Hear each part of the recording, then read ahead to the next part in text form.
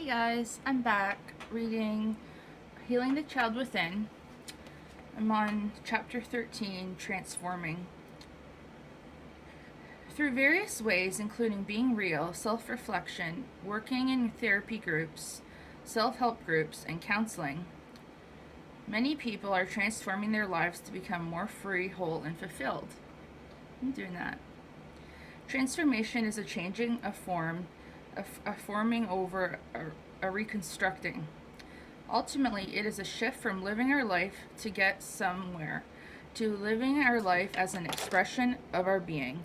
When we transform our awareness or consciousness. We switch from one domain of reality and being to another. Through such change, we grow and transcend to higher, more empowering, more peaceful, and more creative levels of being. At the same time that we experience more personal power and more possibility and choice, we also begin to take more responsibility for making our lives work. In the transforming stage of recovery, we work to expose the vulnerable parts of our child within and, almost paradoxically, at the same time, claim the power that is inherently there within our child.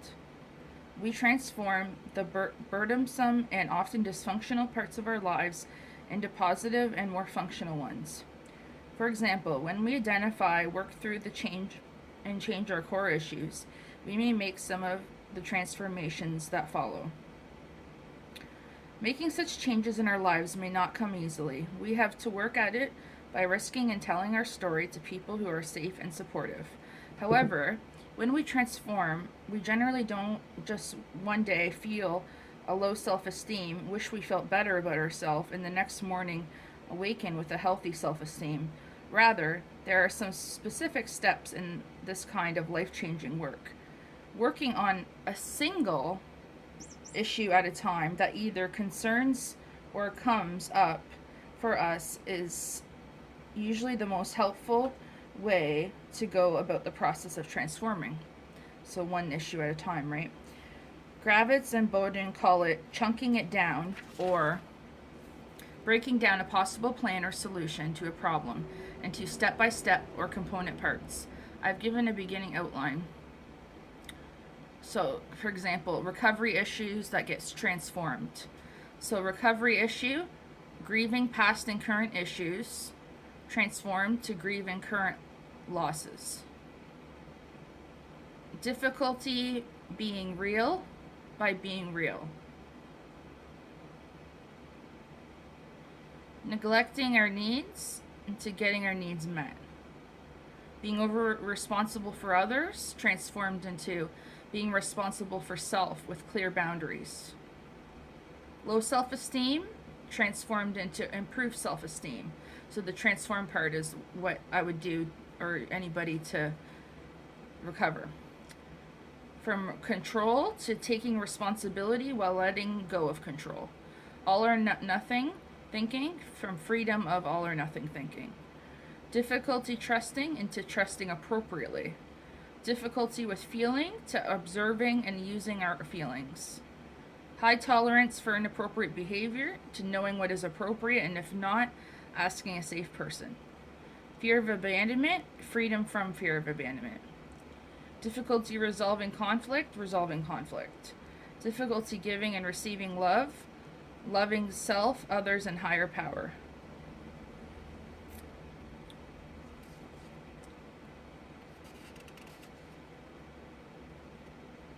Okay, so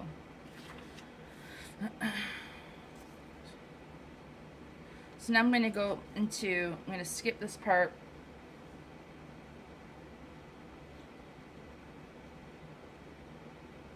By breaking down the process of getting needs met into first realizing, that we have needs, and then beginning to identify and accurately name them, we begin to work through the issue of neglecting our needs. Accomplishing just these steps regarding our needs may take several months or longer. Eventually, we will begin to get one or more of our needs met on a regular basis.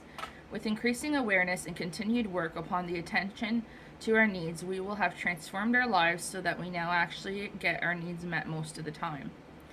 After becoming aware of core issues, we now work with them. Becoming more aware, we act on what we experience, calling things for what they are.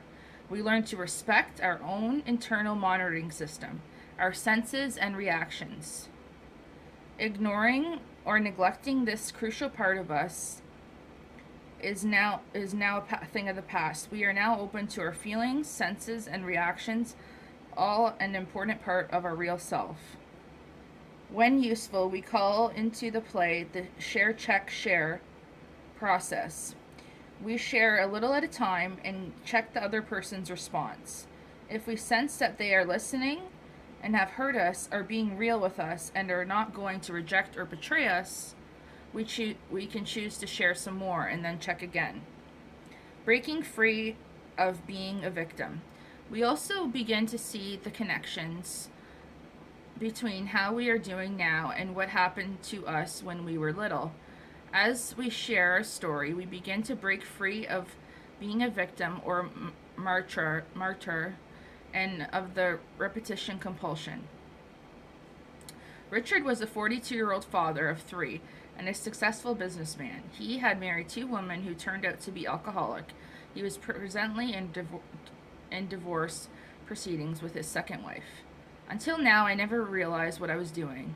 With the help of counseling and this group, I've discovered a pattern that ended up hurting me. My mother was alcoholic, although I never could see that, and certainly couldn't admit it until now. I guess I never could help her, so I had to go out without realizing what I was doing and find women who I could help. But I couldn't help either of them either. Al-Anon and this therapy group helped me to see that. My eyes are now open to try to avoid my previous mistakes. I feel better about myself now. Richard had transformed a part of his life the way he creates and lives his story. What he transformed are his awareness, actions, and behaviors. The life story that he creates and tells now is one of recovering or former martyr victim who unknowingly acted in a repetition compulsion to a person who is more aware of what he is feeling and doing. As I have described, telling our story, he is now out of the victim cycle and into the hero journey. The following are some further descriptions of the components in these 2 ends of the spectrum of transformation. Okay, letting go, turning it over, and forgiveness process. Many people who get in a 12-step or other program of recovery from alcoholism, chemical dependence, overeating, neurosis, or other forms of suffering, and after attending the program regularly and even working it for 2 or more years, are still in emotional pain. Often when someone brings up family issues, anger, or confusion with a standard 12-step meeting, the group will avoid it, or someone will say, "Why don't you just turn it over?" As if they were easy to get free of our confusion and suffering immediately. But we cannot turn it over without first knowing what it is that we want to turn over. We need to know it more deeply by beginning to experience our conflicts, feelings, and frustrations. We experience not intellectually, but deeply in our own heart, guts, and bones, the core or fiber of our being. We can facilitate our experiencing by risking, talking, and telling our story with safe others. The deeper our wound or trauma, whether it being past or present, the more often we will likely have to tell our story and grieve over not getting what we wanted. This may take months or at times even years of talking about and expressing our feelings around our hurts and wounds.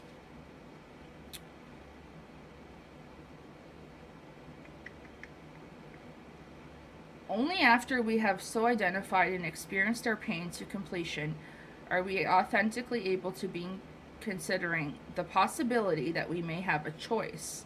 The choice is to continue suffering or to stop suffering over whatever we have discovered is of concern for us, whatever has upset is. If we choose to stop suffering and feel authentically ready to do so, we can then let go of it. It is usually only at that point that we are able to turn it over and really be free of it. This entire step-by-step process can be called several names, including the forgiveness process, the detachment process, turning it over, or simply letting go. We can summarize the process as follows. Number 1, becoming aware of our upset or concern. Number 2, experience it, including telling our story about it. 3, consider the possibility that we may have a choice to stop suffering over it. And then 4, let it go of it. In healing our child within, we work through this process of identifying or becoming aware, experiencing, and then letting it go. Since most of us have suffered a large number of ungrieved losses in our lives, working through them may take a long time. This is a test of our patience. In jest, some have referred to the prayer for patience. God, or higher power, please give me patience and give it to me now.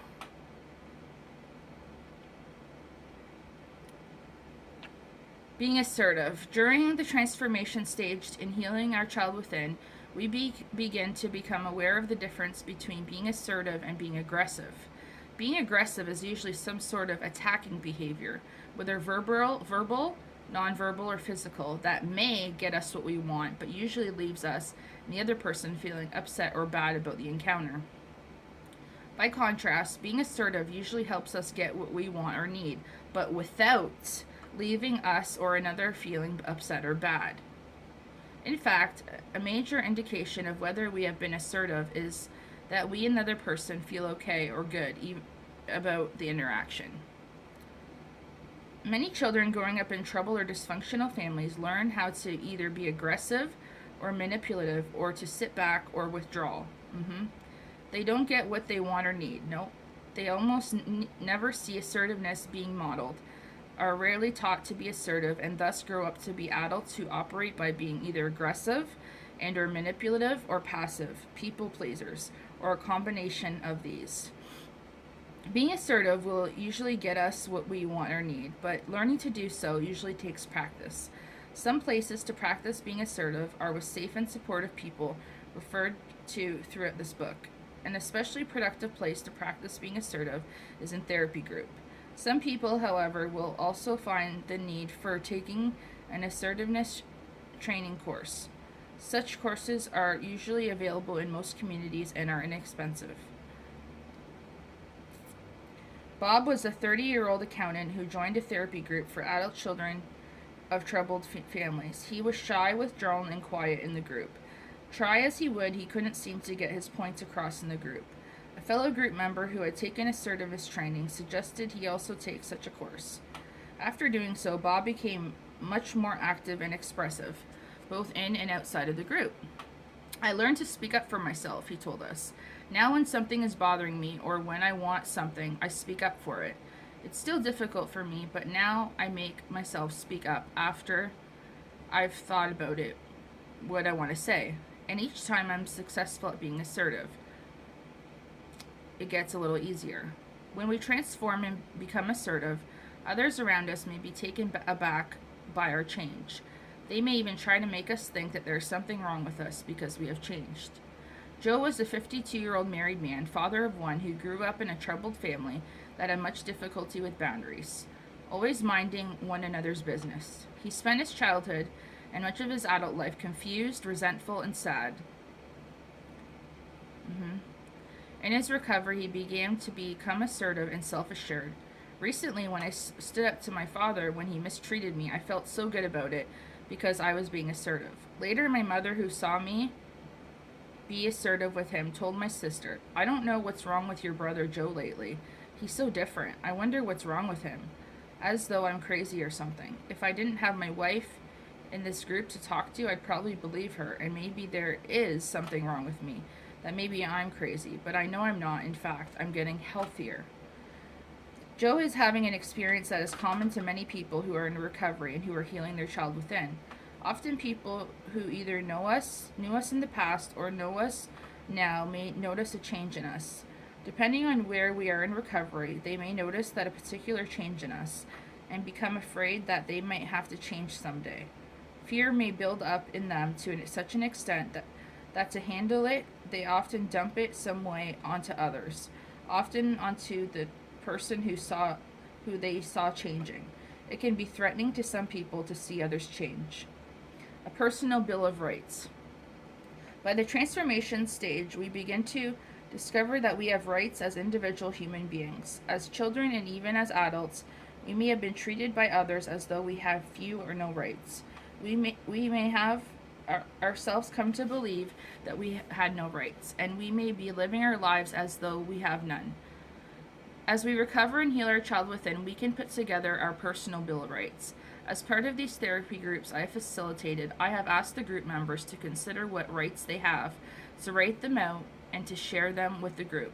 The following is a compilation of rights that several groups have created. So there's 32